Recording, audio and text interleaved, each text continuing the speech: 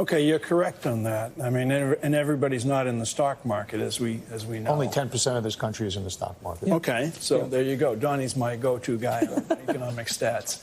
But you know Trump. You've been with Trump.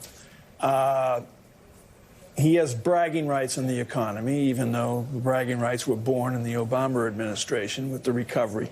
But he is obsessed with Barack Obama. Now, whether it's out of jealousy, resentment, whatever it's out of, I am unclear on that. What's your view? Why is he so obsessed with Barack Obama?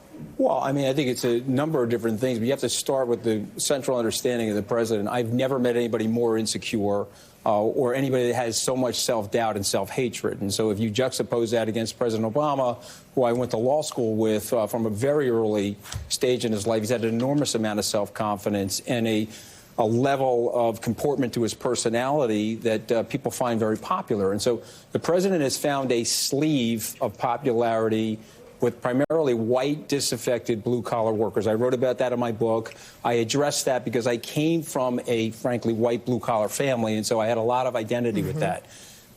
President Obama, totally different guy than President Trump. He could never be President Obama. He could never be Rex Tillerson. That's why he throws these people into the volcano of his own self-hatred. It's almost like a human sacrifice of people's professional careers. He wants to abrogate what President Obama did because of that hatred. So that's a component to this thing that people really have to understand.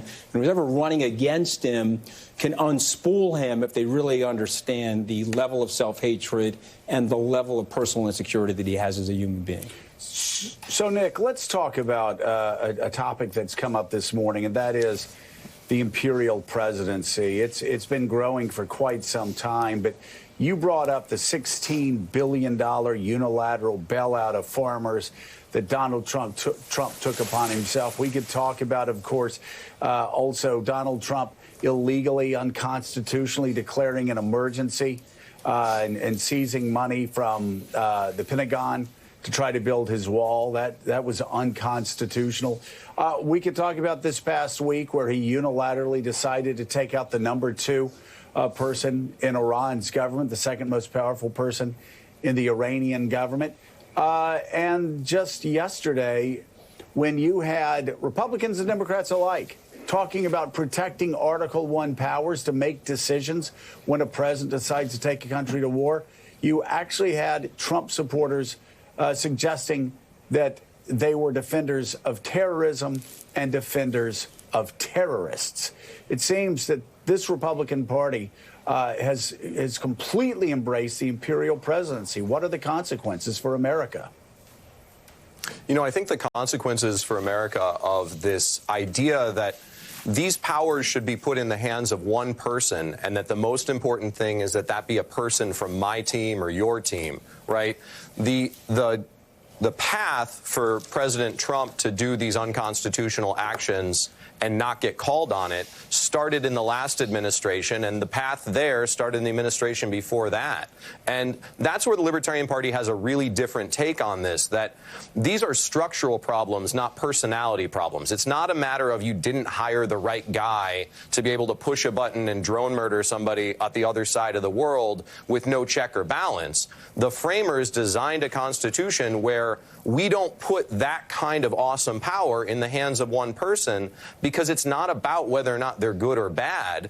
It's about the idea that you can't commit American children to go die in other countries' civil wars without there being a public debate. And I have to give a lot of credit to a member of another party, Mike Lee, coming out of that briefing and saying, this is not right. This is not our constitutional system. And I know how much it costs him or it costs Matt Gaetz to vote against any expansion of war with Iran, but we've been standing up to stop this war and stop all of these wars. I mean, the Iraq war is old enough now to get drafted to go to the Iran war, although apparently not able to buy a pack of cigarettes.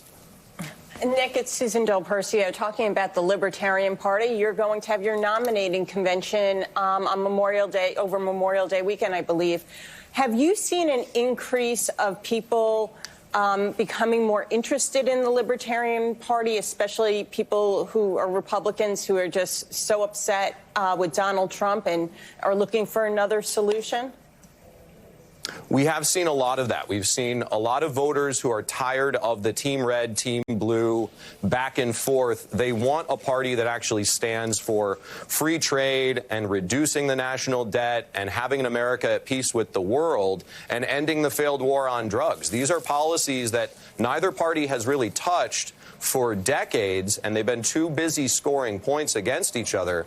We're also seeing a lot of interest from candidates who are not being welcomed in their own parties, both on the Republican and Democratic side, in primary processes that are rigged, either with the Democrats making rules up as they go along, or the Republican side where they're just canceling primaries, or in Wisconsin, the president's ordering people to have a ballot where only one name's on it, Soviet style. So the Libertarian Party, you know, we're a little bit smaller than the other two, but we have an open and fair nomination process where it will be decided by delegates at convention in Austin in May.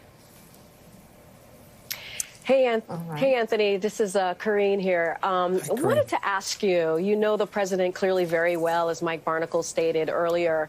The question is, why does the president lie so much? He lies about the big things, the little things. He lied before becoming president. Now he's lying during. He lied when you were there. What is that about? What can you tell us about kind of the way he thinks? Well, I just want to state for the record, according to the president, he doesn't know me at all. Even though somehow I managed to be on his executive transition team, he doesn't know me at all. But here's the thing, okay? He lies in the moment. It has to do with some of the real estate experience and lying about condo sales and lying about the size and square footage of different real estate properties. And he lies in the moment. I can't tell you who, but there was a guy in the Oval Office. We went to the president. We said, OK, listen, it's 86%. He went out into the Rose Garden. He gave the speech. He said, you know, it's 90%. He comes back in and say, well, why'd you say 90 when it was 86 was a pretty good number? He'll look at you and say, well, you know, 90 sounded better. And so that's his personality. You're not going to change it at 73 on his way to 74.